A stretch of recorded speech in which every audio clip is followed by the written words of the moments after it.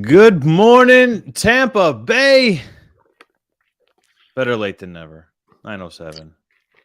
I like it. It's basically our Monday. Things happen. Yeah, you were being held hostage by Rockville, so I was I was being concerned. held hostage by Mother Nature inside the grandstands, not even enjoying Rockville, Evan. I was concerned. I saw all those reports about Rockville and the rain, and there was riots. I'm like what? What's going on over there? Was there really riots or just angry people? There were just angry people. I didn't see any riots. That's not to say that there weren't. Yeah. Drunk people when they are angry do stupid shit. So It's entirely possible. so I don't know if you saw. Welcome everybody, by the way. Happy Hump Day. Happy Victory Hump day.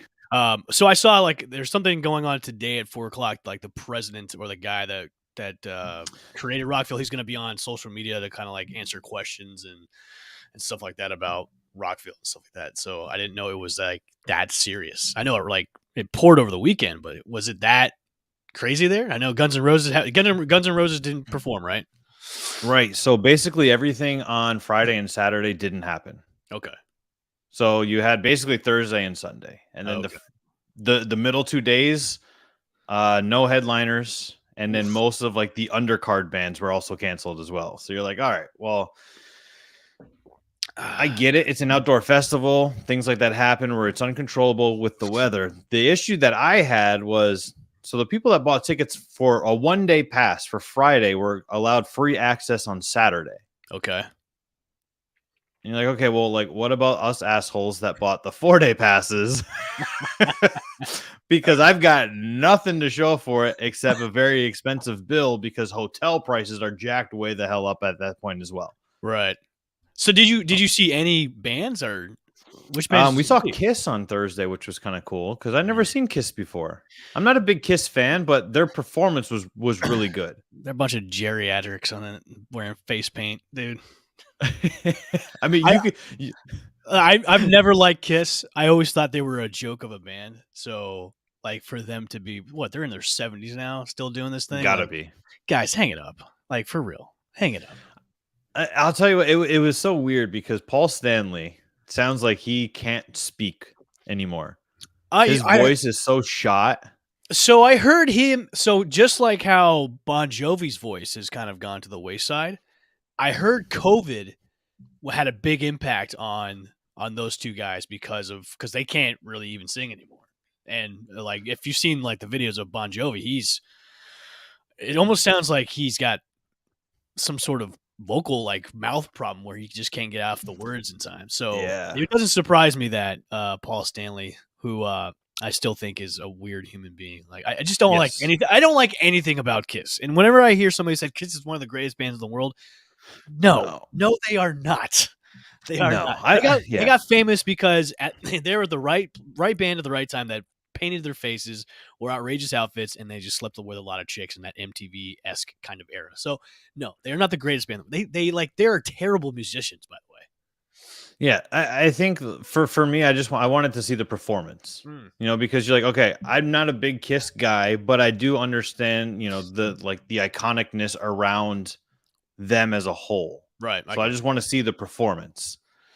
And I got to see it, and that was literally the only headlining act that we saw. We were 3 people away from the fence for Guns N' Roses. Oh, really? Like center stage. And like that's my all-time favorite band. And I know people say what they want about Axl Rose. They can say, this time it wasn't Axl's fault. Right. Well, supposedly the band had already left by like 8:00. That's the rumor that's floating around because the promoter had apparently, and this is all hearsay. Maybe we'll get some answers today at 4:00. But apparently, they had left at 8:00 because the promoter said there's no way that this show is going to happen. Right. But they left their stage hands there to set up to keep fans excited until they ultimately canceled the show. That is one of the worst decisions ever made. Like, why would I don't know how accurate that is, but I do know that it really sucked. Okay. Well, I feel for you. I know how it is to spend a lot of money for a festival and then it just, dump on you. Yeah. Yeah, sorry to hear that. But I was concerned. I heard like a whole bunch of things like riots were happening. I'm like, oh no, Danny's probably gonna get killed in this whole thing. He's very loud. Someone's gonna punch him. No, I was okay. I was okay. I made a T-shirt that pissed some people off, but That's also good. some people liked it too. That's good. That's a good thing. Yeah, so make a few bucks. Speaking on dumping on people, how about the Rays, man? How about them Rays? The weekend was it wasn't that great, but coming back home and then you did what you did last night. I think that's a good way to bounce back from dropping two walk-offs. Like the Orioles doing 2 walk-offs against you like that, where you blow like I think Saturday's three blown leads, and then you lose on a walk-off, and then the next day another walk. It's like, come on, guys, what are we doing here, man? Get with it. Against the Orioles, come on. But I guess that's the thing with the Orioles, man. They've been doing walk-offs all season long. So, but yeah, last night, way to come back home and take it to the Marlins. Sugar Shane looked excellent last night again on the mound, pitching a shutout. That was great. So yeah, it was a good time last night. Yeah, I mean, everything for their pitching is starting to heat up. I mean, they're top 4 in ERA. Mm-hmm. And we'll throw this thing up here real quick. And also, for those inquiring minds, Shane McClanahan is also still leading the league in strikeouts with 74. I mean, he's putting together a hell of a season already. Can we say one thing though? Like Kevin Kiermaier, my goodness, is started to heat up. Yes, that's what you need. I know. I mean, maybe he's hearing things about trade talks, or he's just getting sick and tired of people telling him, "Hey, you guys need to trade KK." But I'm liking this version of KK. I'm liking it. Yeah. This is the KK we've always wanted to have, and he's finally showed up. Welcome to the big leagues, KK. Welcome back to the place we all dreamed about. Yeah, I'm glad that he finally has started to see. So from what I've heard, him and Brett Phillips have changed up their stance in the batter's box, which I know for Brett Phillips it's helped out a lot, and also KK. So I mean that's something that you've been wanting to see out of KK for a very long time. I think he's had a hit in the past weekend. Like he's had a monster series against the Orioles, and then he's hitting the ball well. So I mean, let's hope that translates into the Yankee series this weekend, where Saturday and Sunday's games are already sold out. Friday is almost going to be there, so we'll probably have a sold out series this weekend. I don't know about Thursday though, but Saturday and Sunday already sold out. Friday's almost there. Yeah, Thursday games are hard to sell out. They are, especially if the Yankees are coming to town, they're still hard to sell out. Yeah, because chances are you're going back to work on Friday, right? So it's like it's such an. I get why it happens, like as far as having to have the 4-game series start on a Thursday, because you don't want it to end on a Monday either, right? Yeah, I guess we'll take the lesser of 2 evils. Yeah. But yeah, it's we've been talking about the end of the month creeping up on us, and the Yankees coming to town, and it's all but upon us. Yeah, and they've been able to keep it within 4.5 games, which is nice. That's about where we wanted. I'm happy it's that close, and I think this series is going to be a fun one too, especially with the Skankies fan base coming into the Trop because they're loud and obnoxious, and I know Tampa Bay fans don't have that. And I see a lot of stuff on Twitter about it's going to be 80% Yankees fans. You know what? It's not like how it used to be. Trust me, the Trop will be. It's going to be a large portion of Rays fans that are going to be there. Of course, you're going to have the Yankees fans there because the state is mostly transplants that have been living here forever, and they're mostly New Yorkers. So, yeah, it's going to be fun. I will see more. I will probably see more fights between Yankees fans than I will see against Rays and Yankees fans, because that's usually what happens. Yeah.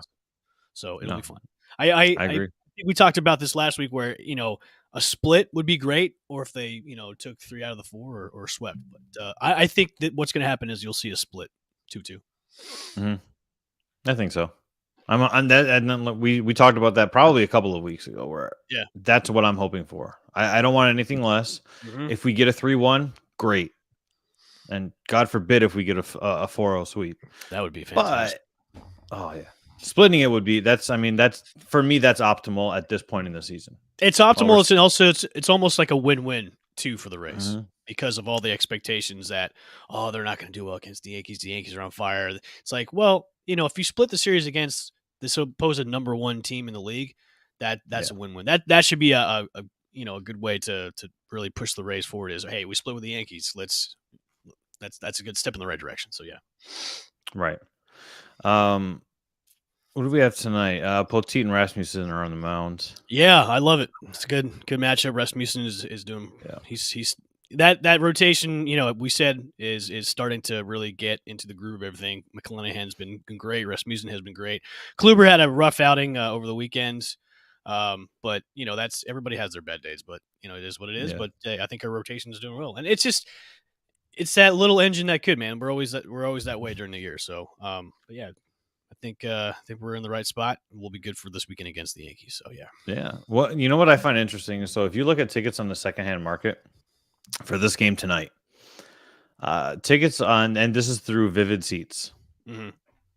Tickets for this game are as low as $19. That's pretty good. Okay. And this is for all the people that go, yeah, but they don't. The Rays don't have any support. Okay, tickets are as low as $19. Tickets for the Red Yankees, Sox and White series? Sox. How low are they for that series? $3, buddy. Wow. $4 for the Rangers and Angels, and that to me is kind of crazy. $4 for the Rangers and Angels, $5 for the Tigers and Twins. See, I don't. Oh, it's crazy. See, I don't know why the Rays won't go back to that. Remember the $5 nights that we had and the $10 night? Like, go back to that, man. Like, especially in the summer months where you want people to be there. Like, do that. Yeah, because you're not bringing concerts anymore. No, if you've got the bigger market teams doing that, you should follow suit. Honestly, yeah, you should. There's really no excuse as to why you don't at that point. Honestly, there's especially if you're going against it. If you got the Citrus series coming home, where Miami doesn't draw a lot of people. Let's be real here. Like you can drop them down to like $5 a ticket, and you'll have a lot of people show up. Which we've seen on a weekday. That's happened. I know when we played the Angels a couple years ago, when they dropped down the tickets to like $5, like it was like 90% full. Which I don't know why they haven't done that this year. Again, questionable things that the Rays do. Yeah, it's just it's that weird management. Yeah, but we love you. We love you, Rays. Don't worry, we love you. We still want credentials. Yeah. So no, we're not hating on you. We're we're spitballing ideas for improvement. We're giving you business ideas. There you go. Yeah. Free of charge. Yes, exactly. You don't even need to hire consultants. So you got us right here. Yeah, we'll work for peanuts. It's okay. God, poor guys. But yeah, I mean, do you see a sweep of the Marlins for the series? Yeah, I hope so. I mean, obviously, weird things have happened where the Marlins could win one. I mean, it's a 2-game set, so I mean, I hope they do. They need to take care of business against these teams like this. But yeah, that's what I'm hoping for. And if they don't, then it's the same Rays that we've seen all season. Let's say the inconsistency, yeah, against the bad teams. All right, guys,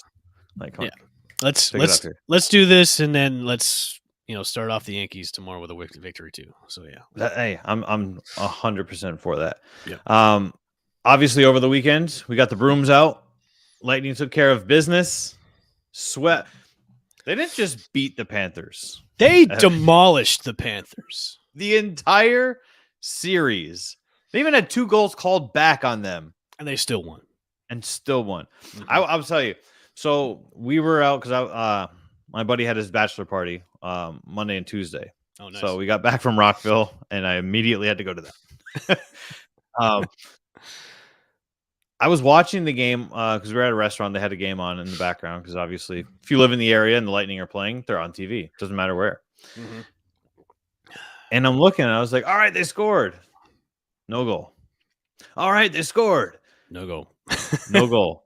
And I'm looking, I'm like, holy shit, these guys are going to lose because they had 2 goals called off. And I hate that that's going to have to be like an excuse or a reason as to why they lost. But how many times have you ever seen a team in any sport have 2 scores waved off and still come out victorious in that game? It's few and far between because most of the time, if you're not like a championship caliber team, if that happens, kind of like the wind gets knocked out of your sails. and then you feel kind of defeated after that. But that was not the case with the Lightning, because they were just like, oh, okay, you want to take one away? That's fine. Oh, you want to take two away? Whatever. This team was at either Mons Venus or the Dollhouse the other night, so we're going to run all over them. By the way, I want to give a special shout out, if the report was true by Pat and Aaron the other day, a special shout out to the working single moms. I'm working my way through college. I have daddy issues. Dancers, so to speak, for whichever strip club it was, for making the Panthers stay out as late as they were. So we salute you here at Channelside Sports, the ladies. That's a real. I didn't even know that was a real thing. Yeah, it's a real. So Pat and Aaron, they reported. I think it was the day before Game 4, where it was reported that a bunch of the Panthers players visited one of the fine establishments, fine gentlemen's clubs in Tampa, and partied till like 2-3 o'clock in the morning. And it was a big. It was spread. That report spread like wildfire, like across. That's great. I mean, like sports internet. Yeah. So if it was true, we salute you here at Channelside Sports, the ladies of whatever gentlemen's club establishment the Panthers did visit the night before Game 4. So I find that not shocking. So I said this before Game 1. I felt like the Maple Leafs were a dangerous team in round 1, and the Panthers were a team that were just happy to beat round 2. Or if it was vice versa, where if we played the Panthers round 1 and beat them, and then had to play the Maple Leafs in round 2, I still think they're a more dangerous team, because we have something to prove, where the Panthers are like, nobody really cares anyway. Danny, watching this series and looking back at the first round against the Maple Leafs, it was night and day how the Lightning looked so much more in the groove and in the pocket than they did in the first series against the Maple Leafs. It was like we were watching a whole different team, to be honest with you, because just they were so locked in this series against the Panthers, and this sweep them like that. It's like, who was the team again? Who was that team that was playing against the Maple Leafs? I mean, we definitely saw Game 6 and Game 7, where it was like, okay, the Lightning are starting to turn things around, and then coming into this series, it's just like, hey, this is the team that we know and love. That's the back-to-back champs. That's the Lightning, because it was just so like night and day from where we saw from now. It's just like, okay, this could be the three-peat that we're looking for. This could be the team of destiny right now. So yeah, I mean, they are definitely the team to beat. Yeah, and you can look at any other. You can make a case for the Avalanche, but I mean, the Avalanche are sitting. They're 3-1. They're still playing. They might not even close out tonight. You don't know that. Right. Who would you rather face in the conference final? Probably the Hurricanes, because I can't stand their fan base, so I would love to just knock them out again. Because like Hurricanes, you're like, all right, you guys haven't been anything since like 2005. Right. You may have swept us a couple years ago, but hey, look what happened after that. Right. Thank you for that. So thank you. Tip of the cap to you guys. I mean, the Rangers are, to me, I look at the Rangers very similarly to how I look at the Maple Leafs, and not in terms of like them being dangerous, but in terms of they're young and they're fast. And we're not young and fast. We're smart and methodical the way that the game is played. So I look at it going, okay, well, I think I'd rather play the Hurricanes, because you already have that rivalry and that, that bad blood between the two teams, because we're in the same division.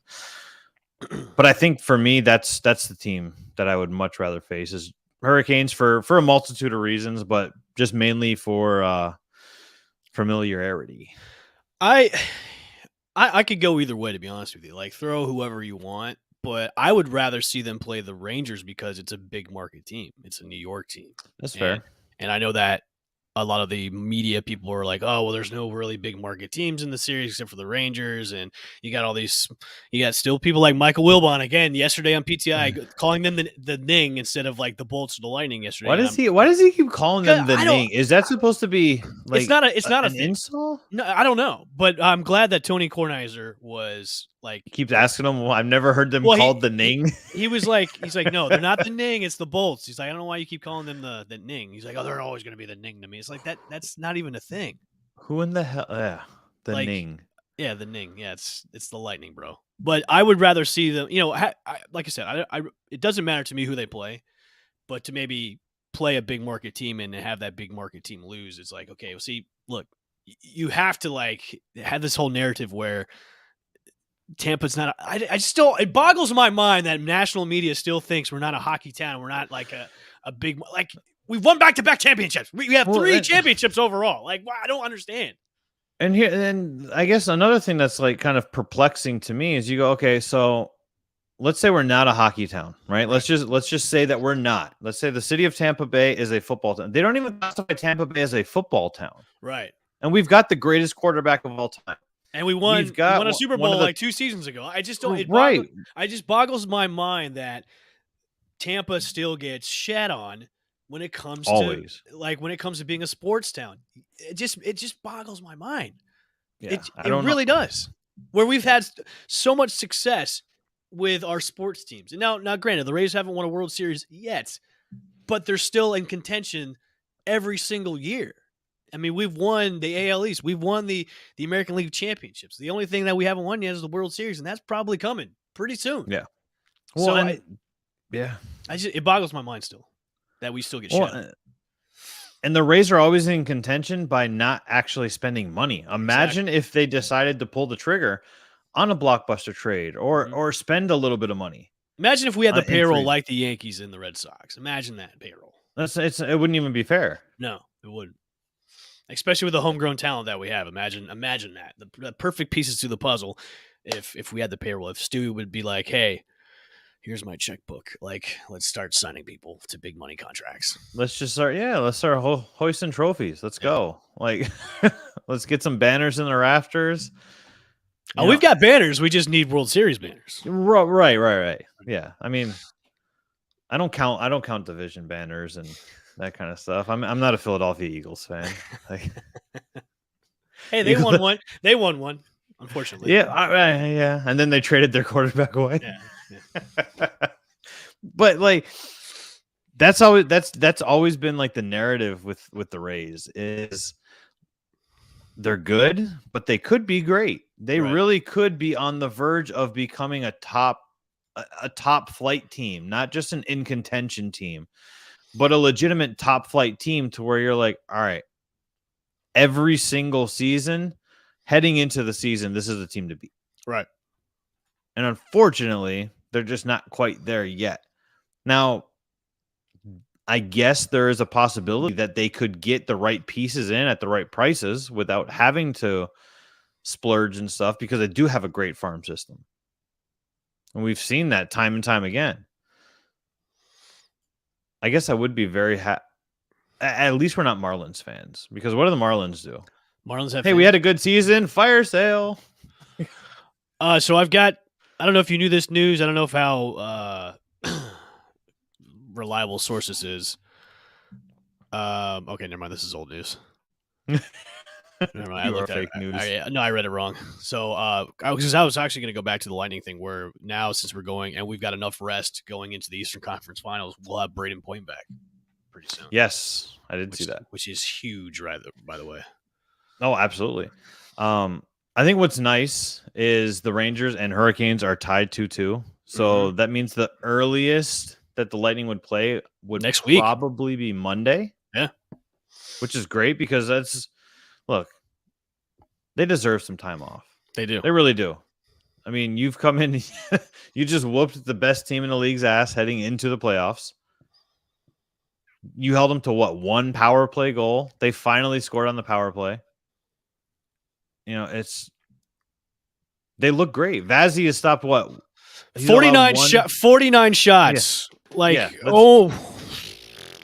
And what was the narrative going into this series, Evan? That the narrative was, even though you have Andre Vasilevsky, that the Panthers are still going to beat the Lightning. That was the narrative. That's right. Shout out to Freezing Cold Takes. Yeah, yes, for retweeting your graphic. Yeah, I wish they would have done the Biz Nasty video that I did though with him crying. I think they did post one of his takes on that Twitter thing. I don't think they did that one, but should have. Yeah, they should have though. Like that's the thing is, look, you don't want to get a shootout and with the Panthers. You don't want to do it. They're going to outshoot you and beat you.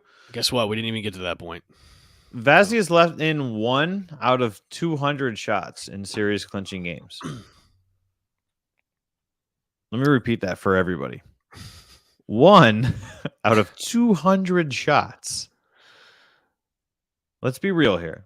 That's absolutely insane. Okay. Like it's when your goalie, like everybody on this team is running like a well-oiled machine right now.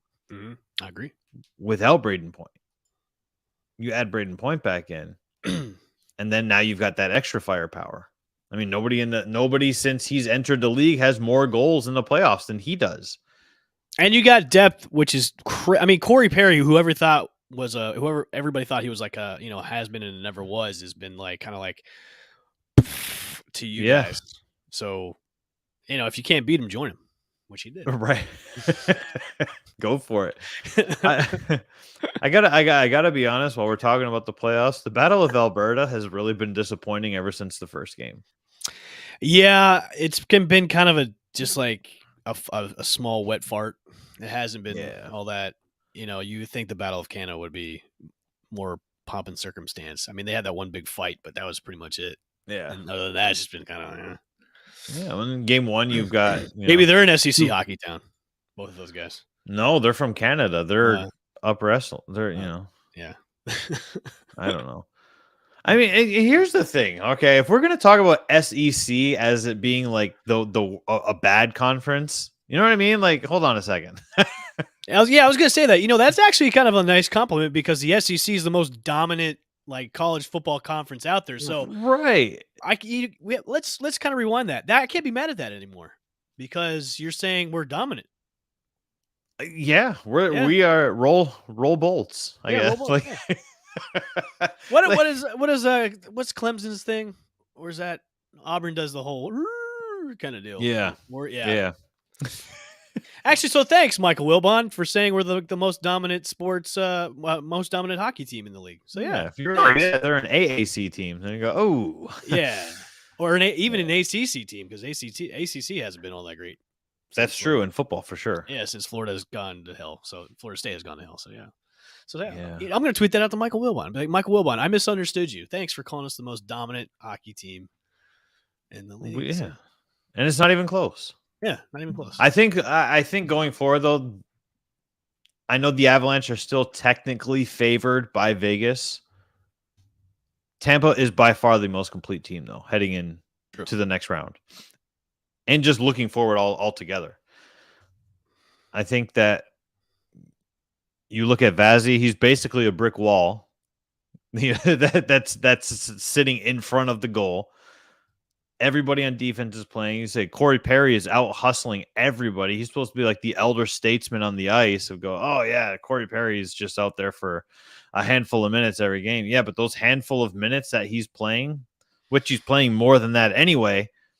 The time he's out there is worth double, triple the value of some of these other younger superstar players that are actually on the ice due to his hustle and his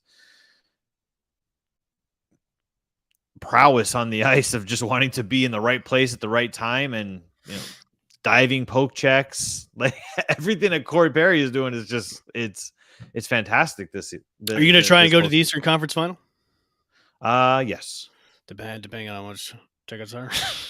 Yeah. Shout out. They don't sponsor the show. I tell you what, though, Danny, if you get a refund for Rockville, you can take that refund and buy tickets. It's possible. Mm-hmm. I'm not sure. I'm not sure what's going to happen at 4:00. I'm very eager to see what happens at 4:00. We're thinking that they might give us like 50% off for next year, which I really hope that they don't, because I would say I want a full refund. I can use that money to buy Eastern Conference Finals tickets.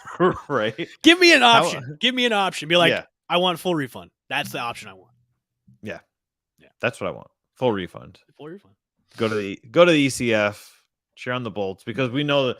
Look, we know that they're going to the Stanley Cup final. We know that they are. Yes. They can beat either of the remaining teams pretty easily. Let's call a spade here, Evan. Like They can. It's if you can look, if you can hold off the Maple Leafs, and I know people are getting pissed off when I kind of talk up the Maple Leafs, and I'm like, look, I don't have to be a Maple Leafs fan to see that this core is finally coming together for the Maple Leafs, that they're finally going to be on the verge of being a team to beat. They're going to be a force to be reckoned with. I don't care about they haven't won since 04. Look, shit happens like that all the time. Right. How bad were the Buccaneers for the longest time? How bad were the Lightning? How bad before were the Rays? like the Rays were like, there's so many times where teams have stretches of just being bad, and it happens. Look at that. You beat the Maple Leafs, who are coming together. You didn't just beat, you manhandled and swept the best team in the NHL in the second round. Let's put that in quotations. The best. Statistically, the best. Put that in quotations. I'm not worried about anybody else. I'm just not. I'm not worried about the Rangers. I'm not worried about the Hurricanes. Would I rather face the Hurricanes than the Rangers? Absolutely. At this point, give us whoever's going to win, and just keep the blinders on, and let's focus on the task at hand is going for a three-peat. We want another boat parade. Absolutely. We definitely need a game 7 though. I want that to go to 7 games. Give the guys some extra time off. No, but let's do a sweep. Man. It's hard though. I know it's hard. If you're on the Lightning and you're older for professional sports, do you want that extra day off? Because it's almost to the point where you're like, sometimes that backfires in sports where you're off too long. You come out game 1 completely flat. But yeah, that's true. I was thinking about that the other day too. If after they swept, I'm like, man, if they have too much time off, they can be flat and cold going into game 1. And that sometimes like you said, it's a bad thing when teams have that more time off between series, is because you want that momentum going into the conference finals, especially like sweeping the Panthers is, I can see maybe a day or two having off, because that's like an optimal time, but almost having like a week off between series is like, okay, now we're really starting fresh, which is great, but is that momentum still going to be there from the sweep of the Panthers? You know what I mean? Yeah, because you look at what if game 7 will be next Wednesday if it goes 7. Right. So that's another few days until they start the conference. Right. So you're talking about what, likely next Friday if it goes to game 7? Right. That's a long stretch. To me, that's too much time off. Yeah. That's way too much time off, because then you run the risk of like coming out just flat and cold, and the momentum's not going to be there. That's too much time off. So if I'm the Lightning, let's wrap this up, fellas. Come on. We want to get back. I mean, because you're at the point right now where if you come out flat in game 1, that could just shift momentum for the remainder of the series. Exactly. Yep. You want everybody hot. You want everybody fired up and ready to go. And look, I know we've got a lot of great veteran leadership on this Lightning roster, but you still don't want to have that much time in between games, and you just want to get. Is game 1 going to be in Tampa, or is it going to be wherever? I think the Bolts actually have a better record than both the Canes. Game 1 might be in Tampa. Okay. That would be good. Okay. That definitely helps if it is. It would. Because look, they finished. Didn't the Lightning finish ahead of? I really think they did. Let me take a look here. So the Lightning had 110 points. Oh no! So game 1. If Carolina wins, game 1 will be in Carolina. You are correct. They had more points. Yep. The Rangers, I guess it would boil down to the it's a tiebreaker. To the split, yeah. Yeah. All right, so go Rangers then. There we go. It's sold. We're going Rangers because we want game 1 at Emily. That's what you need. Good Lord. The NFL players. Look, I hate when they do this. There was an anonymous poll. And they do I hate anonymous polls or like anonymous quotes. Anonymous GM says this. There was an anonymous NFL player poll about who the league's MVP was last season. Third most votes went to Tom Brady. Okay. Second most went to Aaron Rodgers. And the first went to Jonathan Taylor. I'm okay with Deserving. that. Yeah. I'm okay with that. I'm okay with that too. But why are we doing a poll why so late? So late? Right. Yeah, because the season is going to be starting here pretty soon. So why so late? So that's my first question is why so late? Why is when are we gonna stop pumping up Aaron Rodgers? Till he retire. Like let's be honest here. Because what happens to Aaron Rodgers? Great regular season and then slams on the brakes. Not good in the playoffs. Doesn't win in the playoffs. Won Super Bowl. Like, come on, man. Aaron Rodgers. Look, I got a lot of flack for this. I was on a Detroit sports podcast a couple seasons ago. If Matthew Stafford and Aaron Rodgers traded roles, Matthew Stafford would have been more successful than Aaron Rodgers has been throughout his career. I can see that. Definitely. So Tom Brady, last season, I don't care if Aaron Rodgers was the MVP of the league. He didn't have the best season. No. He didn't have a better season than Joe Burrow. Like, I don't understand why we continue to pump up Aaron Rodgers. And then Packers fans are like, he's becoming a polarizing person, first of all, because Packers fans are like, all right, offseason, he's a free agent, let him go. And then others are like, oh, no, we got to keep him. But yeah, he's not winning. See what you got with Jordan Love.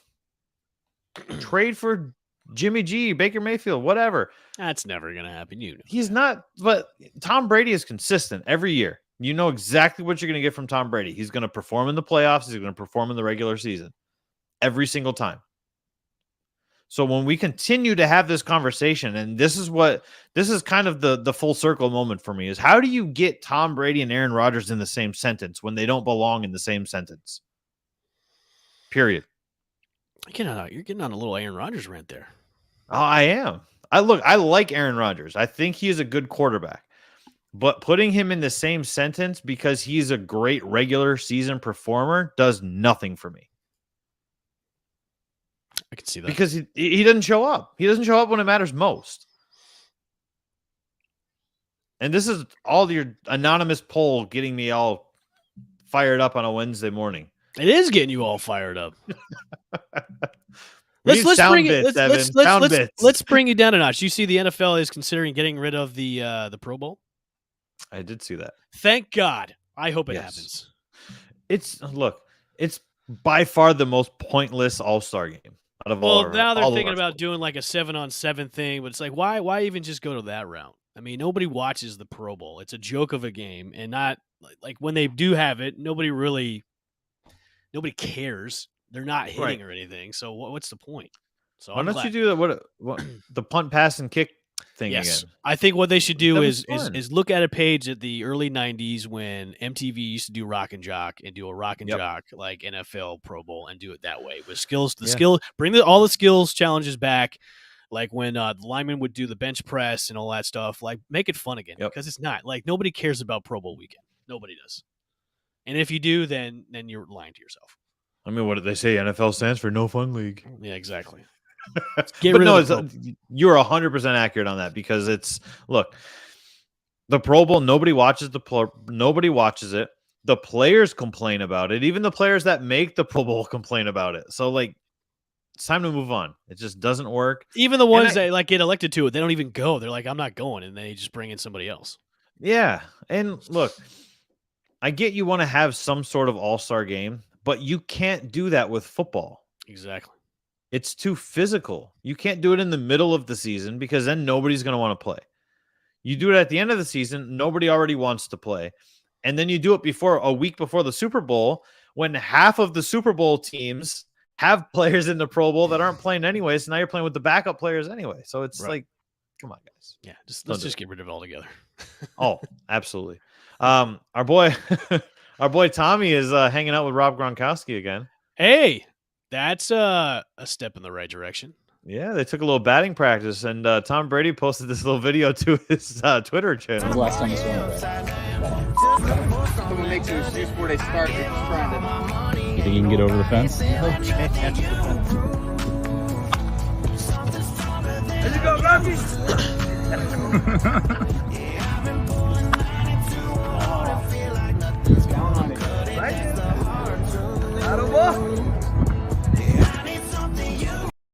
Oh, at all like that? Wow, that looks like a little leaguer throw. It looks like they were practicing in one of the Steinbrenner practice fields in Tampa. Right. Well, I mean, what are they? That's it. You know what? Them hanging out again. That's a step in the right direction. So it either is or it isn't because none of us have any actual leads on which way this is going with Rob Gronkowski. Why they would do batting practice, we all don't know. But Tommy's got a good swing. Wasn't he drafted he was drafted by the Expos, wasn't he? In 1995 in the 18th round. Look, they were sleeping. Tom Brady was sleeping getting on baseball. Yeah, football. Tom Brady getting drafted in all the late rounds, man. Jeez, Yeah.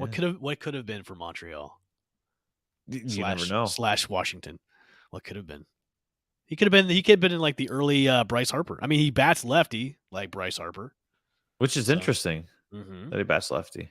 Yeah, very. Unless he's a switch hitter, you don't know. I don't That's know true anything too. about Tom Brady at the plate. As a fellow left-handed hitter, Tom Brady, you represent us pretty well. You had a good swing. Yeah. Yep. Pro Football Focus put out their top 15 wide receivers, Evan. Already. And so you've got your top hold on, 8 hold are on. listed as elite. Hold on, Danny. I got to ask a question though. Sure. Is this based off of last season or all time for this era based off right of now? last season. Last season, okay. I would drop DeAndre Hopkins down. He didn't play for 60% of the season. I would drop him down. Mike Evans needs to be pushed up. I would say Jamar Chase, which should be bumped up to maybe 4. Put Diggs at 3. I mean, it's a good list except for DeAndre Hopkins being at 3. Because I would flip-flop Mike Evans and DeAndre Hopkins, but then drop Evans down a couple spots. I don't think A.J. Brown belongs in the top 10, though, either, just because he missed so much time, too. Right. He had the one good game when he came back where he had like 180 yards receiving, something like that. But yeah, this back half of the list is kind of... It's questionable at best. Yeah, very questionable at best. I mean, Scary Terry at 14. CeeDee Lamb had an average season. I mean, yeah. So Chris Godwin is listed as 15 for a former tier 1 veteran looking for a bounce back. What does that mean?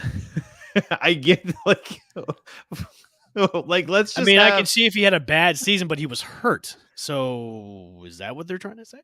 Yeah, I don't know. And if we're talking anything outside of touchdowns, Chris Godwin has better statistics than Mike Evans. Very true. Which goes unnoticed a whole hell of a lot because Mike Evans scores more touchdowns. And obviously he's had that long 1,000-yard streak that has now beaten Randy Moss. Right. However, Chris Godwin puts in the work. He typically has more yards, typically has more catches, has a little bit better catch percentage. I mean, yeah, I don't know about this list. I mean, this list, the top 10 is okay, except for the one with Hopkins. But other than that, I don't agree with the back half at all. Not at all. I do not either. And then to wrap up our Wednesday morning, CBS put out. This kind of goes without saying. CBS has their 8 division winners, in terms of the teams that are least likely to repeat. Division winners? Yeah. So the Bucks Bengals, are the least? No. Oh, okay. Bucks have they're ranked 8, which means they're safe. Okay. So this is going in descending order. Okay. So the Bengals are number 1. I can Okay. see that because that Can see that division too. is super tough. Cowboys are number 2.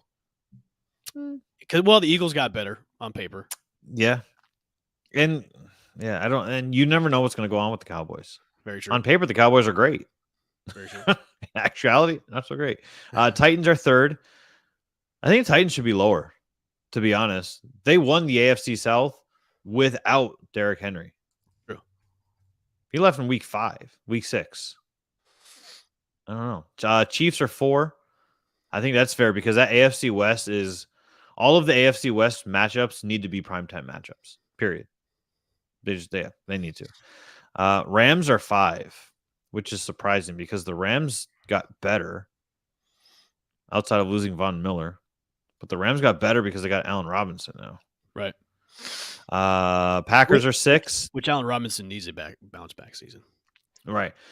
The Packers being 6 to me is absolutely bananas because they've got nobody to catch the ball. Yeah, but in that division, though, I mean, yeah, but look, okay. People talk crap about Kirk Cousins all the time. Yeah, Kirk Cousins every single year, though, Minnesota has those flashes of, hey, they could actually be a good football team, and then they just fall on their faces. And then what? Do you think the Bears are going to be better? No, hell no. the fuck no. And the Bears and the Lions are on their rebuild. Yeah. So But that's fair to say though, Danny, that the Packers are just they're going to be division winners unless something miraculous happens with Detroit and Minnesota. I feel like Minnesota is still. I mean, look, Kirk Cousins. People can talk crap about him all he wants, but the last 3 seasons in Minnesota, he's finished in every measurable QB category. He's finished in the top 7. We don't realize that because he's getting paid a stupid amount of money. True. And you go, well, and he's Kirk Cousins, so we just don't respect him as it is, right?